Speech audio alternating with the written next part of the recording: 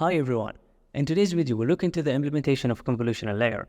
Under the hood, it's implemented as a matrix multiplication process. We'll look into some course notes about this topic, then I'll go through my notes to explain the matrix multiplication process.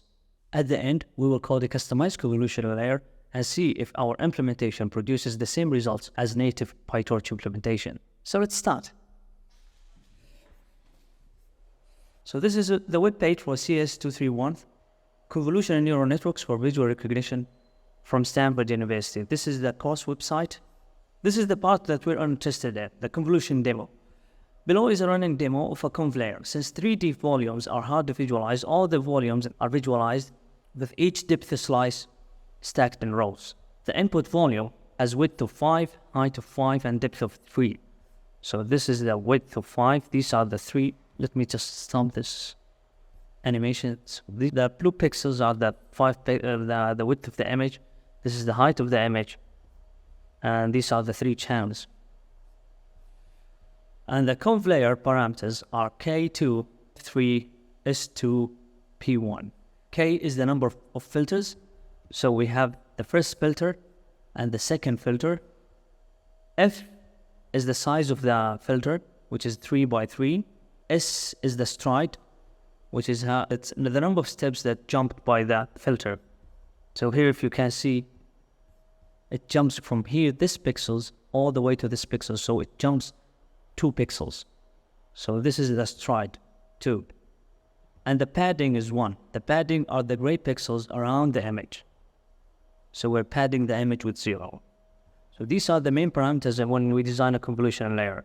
A number of filters, the size of each filter, the stride, how much the filter is moving inside the image, and the padding. Are we padding the image or we are not padding the image? That's we have 2 filters of size 3 by 3 and they are applied on stride of 2. Moreover, notice that the padding of P equals 1 is applied to the input volume, making the outer border of the input volume 0.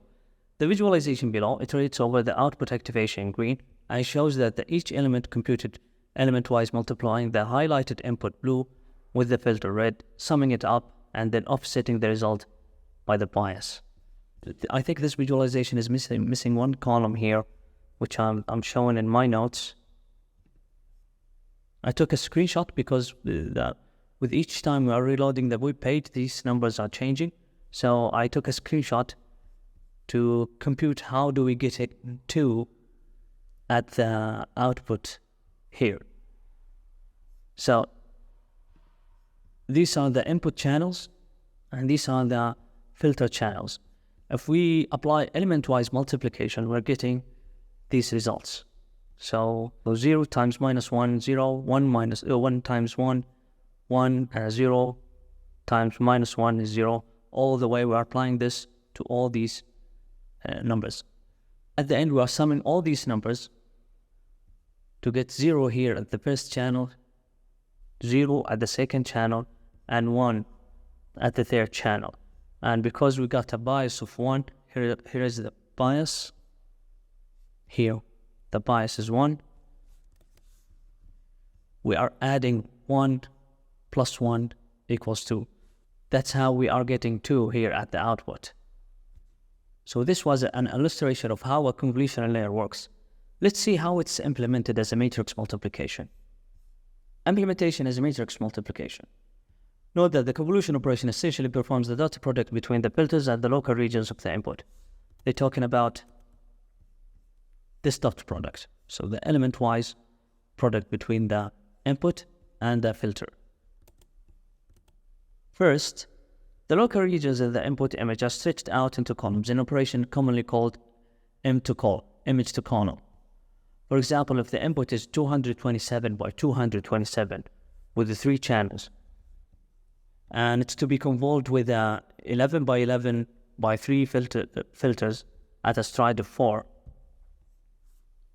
If we flatten this receptive field, we're talking about, for example, here we got the receptive field here is a 3 by 3 by 3. So if we flatten this out, we get 27. But the receptive field they used in this example is 11 by 11 by 3, which is 363. Iterating this process in the input at side of 4 will give us 55 locations. along the width and height of the image. So the xcol matrix would be the size of the receptive field, which is 300 by 63, by how many receptive field in the image, which is 55 by 55, resulting in 3025. So every column is a stretched out receptive field. And there are 55 by 55 of them and 3025. After stretching out the receptive fields in the image, we got xcol matrix. Now let's talk about w-row matrix. The weights of the conv layer are similarly stretched out into rows. So the receptive fields in the image are stretched out as columns. The weights of the conv layer are stretched out as rows. For example, if there are 96 filters of size 11 by 11 by 3, this would give us a matrix of size 96 by 363. The result of convolution is now equivalent to performing one large matrix multiplication, np.wrow and xcolumn, which evaluates the dot product between every filter and every receptive field location. The resulted matrix would be of size 96 by 3025. And in the final step is to reshape this matrix into the desired shape, which is 55 by 55 by 96. I got a visualization of this process in my notes here. So for example, if we got an image of size 32 by 32, and it's a colored image, which means it has 3 channels, and the filter we're using is 5 by 5, and it must have the same channels as the input. And we're using 4 filters. So if we stretched out each one of these filters, we will get 4 filters of size 5 by 5 by 3, which is the width of the filter, the height of the filter, and the depth of the filter, which is of size 75. So we'll get 4 by 75. This is w-row matrix. And the receptive field in the image, if we pass this filter across the image at stride of 1, there are 28 unique locations that we can place this filter in. At the width of the image is 28, and the height of the image is 28, resulting in 784. And they all have the same size as the filter, which is 5 by 5 by 3, 75. So w-row is 4 by 75. xcol is 75 by 784. So now we can multiply these two matrices because they have the same number and the inside dimension, and the output matrix would be of size 4 by 784. And if we reshape this output matrix into the desired shape, it would be 28 by 28 by 4. Here's an important note about implementing convolution as matrix multiplication. This approach has a downside that it can use a lot of memory.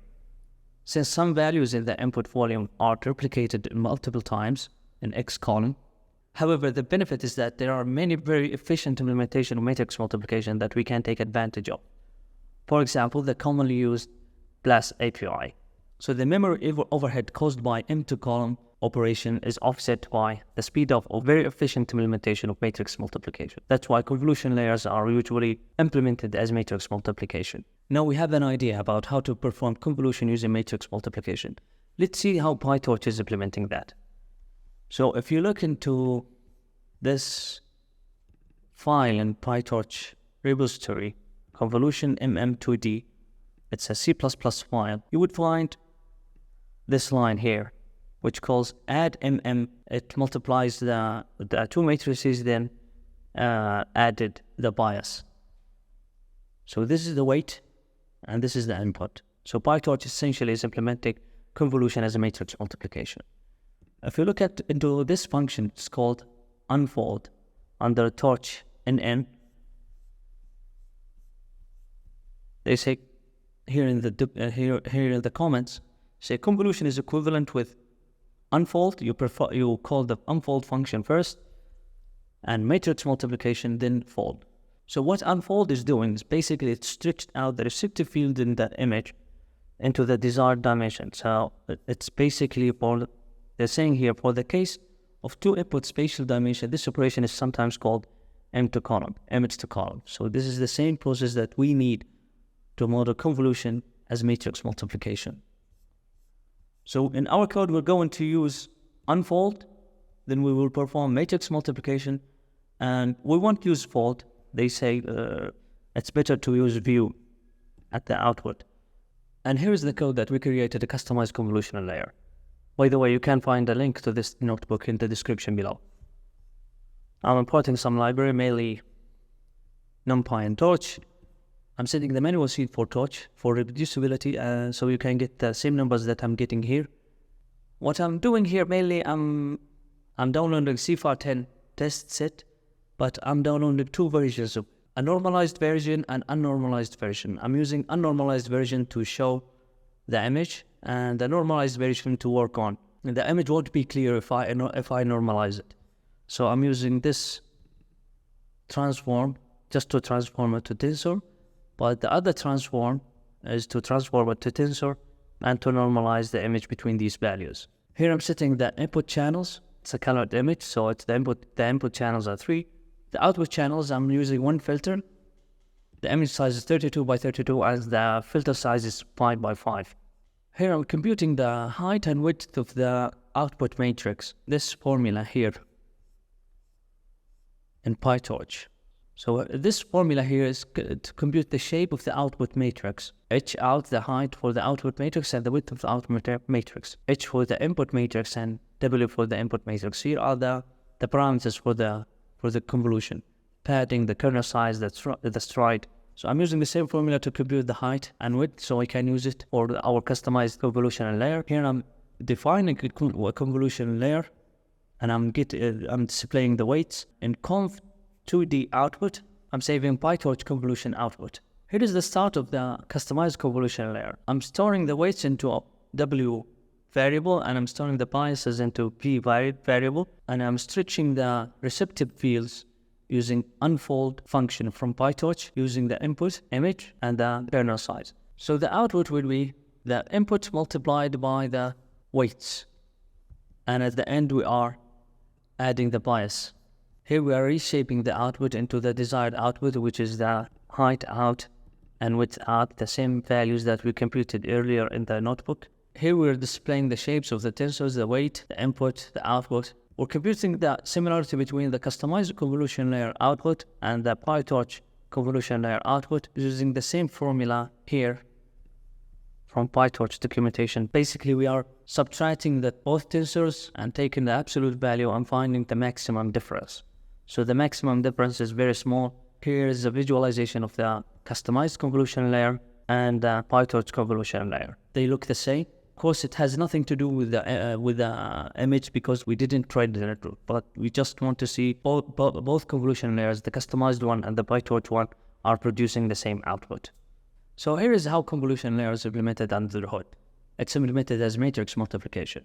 Sometimes it's very useful to have a customized implementation because you might do something within the convolution just to add some normalization, some statistical tests before you proceed to the final output of the convolution. So it might be very useful to have a customized implementation of convolutional layer. That's it, guys, for today's video. If you find this helpful, please like and subscribe. By the way, you can find a link to the notebook I'm working on in the description below. Thanks for watching. Bye.